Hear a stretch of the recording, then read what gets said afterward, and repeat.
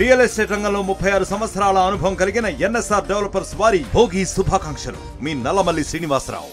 తెల్లవారుజామున భోగి మంటలేసి సంక్రాంతికి స్వాగతం పలుకుతారు.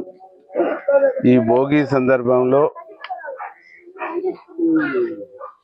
ప్రతి సంవత్సరం లాగానే నెకరకల్లో ఈసారి కూడా భోగి మంటలేసి సంస్కృతి సాంప్రదాయమైనటువంటి ధోతి పంచ ధరించేసి ప్రతి సంవత్సరం జరుపుతాము. ఈ సంవత్సరం కూడా ఈ భోగి మంటలు వేయటం జరిగింది.